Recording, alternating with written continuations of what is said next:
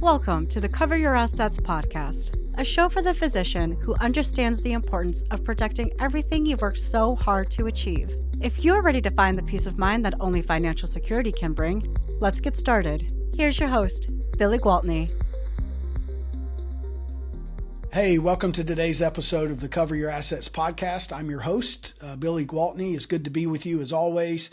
Today, I'm going to answer the question, what happens to my disability policy if the benefit increase rider is removed? I work with thousands of physicians across the country, helping them secure their private specialty on occupation disability coverage. Usually, or quite often, medical screening is required. And in a significant percentage of our policies, clients will have what's called the benefit increase rider that allows them to increase their disability coverage once they become an attending based on their attending income. The benefit of having the benefit increase rider is that benefit can be increased without any additional medical screening, with the trainee discount automatically included and with the same definitions included. In every benefit increase rider I've seen, there's a timing mechanism where every 3 years your income would need to be updated with the insurance carrier. If you don't update your income, forget to, ghost them, never get around to it, whatever, they'll take that rider off the policy. And then anytime you're eligible for more insurance, you need to increase by at least 50% of that additional amount, or they'll take the rider off the policy. If the rider is ever removed from your policy, nothing happens to your base policy. You're not paying a fee on the policy to have the benefit increase rider. So the premium stays the same. The existing coverage you have in place stays the same. As long as you pay the premium that you've been paying all along, you'll just stay at your existing benefit amount. And going forward, you would not be eligible to increase coverage again in the future unless you started over. Okay. So you can always increase coverage if your income supports it with another insurance carrier. You would obviously need to disclose your current policy that you have in place. But if you turn down the benefit increase rider or forget or whatever, and then a year later or 10 years later, you decide you do want more insurance, you would just start over. You would be medically evaluated again. It would likely involve a physical, whereas if you did it as a trainee, they would have likely waived the insurance physical. So you'll jump through more hoops to get it. Oftentimes there are not discounts available for attendings. We can a lot of times find discounts for attendings, but they're not always there. And a lot of brokers would certainly not know where to look to find those unless they do it at the level we do it, and there aren't many of those. So you'll likely pay more. You'll be older, so you'll pay more. But it is attainable. Okay. The rub comes, and the reason I'm doing a podcast episode on this is that it is important to keep the benefit increase rider, and why someone would not want to at least increase by 50% of what their income supports is it's not a wise decision. It's kind of missing the forest for the trees. They're saving a little bit of money on the premium in exchange for significant financial exposure if they did become disabled. Because expenses go up, employer policies quite often never pay a claim. I've done a dozen podcasts on that particular topic for more info if you want to check that out. The private coverage is what you count on. If it's $5,000 a month and it should have been $15,000 a month, that you're probably going to feel the pinch there. It's nice to have the $5,000. I'm not knocking that.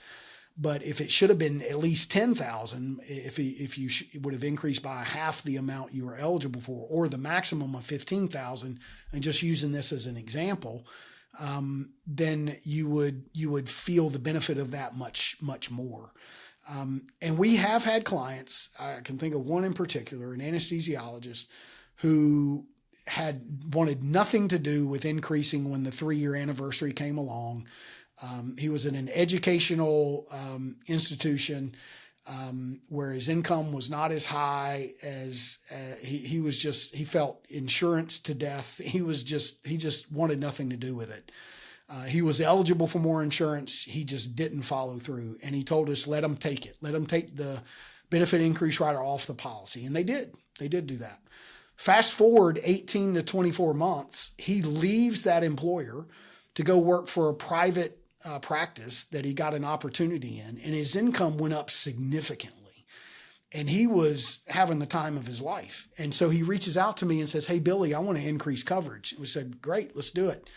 Happy to help you." So we tried to revisit the additional coverage with his current insurance carrier, not a different one. Well, we did go to a different one.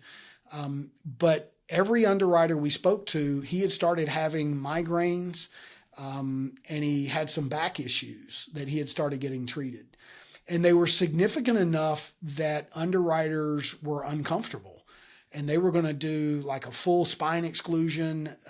In fact, one underwriter declined him completely because the migraines were at such a level and the cause was still undetermined, and it was relatively recent. And he had thought nothing of that whenever he was reaching out to get more insurance. And he really regretted letting that rider fall off his policy. We had a conversation about it, and he understood it.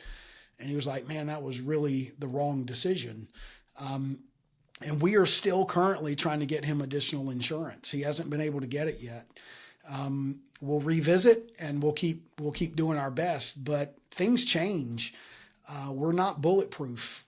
It doesn't take much. I mean, he's healthy. If you were to meet this guy, if you knew him, you'd be like, "He's doing fine. He's doing great. He's killing it." I mean, he's doing great in his job now, but it doesn't, some kind of unspecified reason for migraines and some back pain that's getting treated that's a little more intensive than maybe he thinks it is or wants to think it is, can all of a sudden make getting that insurance really difficult to get. So making sure you have that rider, just keep pace with it. Increase the coverage. The amount of money you spend on the premium is not going to keep you from becoming financially independent. I promise. It's not going to affect your retirement. It's not going to impact where your kids go to school. Just do what smart business people do. Insure your most important asset. And once you've got that policy in place, treat it like gold, because once it gets taken away, or if you need to start over, you can have some ditches that you can't jump over, and not know that until you get there. So I would say that whether I'm the broker or not. I realize I'm the insurance guy, but buyer beware. Okay. Ultimately, the details of this coverage really matter. The underwriting is not easy. It is quirky, which is why there aren't many insurance people that even want to deal with disability insurance, because it's so quirky. But I love helping physicians do this and get it right. Please reach out to me anytime I can help. I'd be happy to help any way I can. Happy to answer questions, be a resource. You can text me at 704-270-2376. Again, 704-270-2376. Look forward to hopefully hearing from you. Thank you, as always, for your time.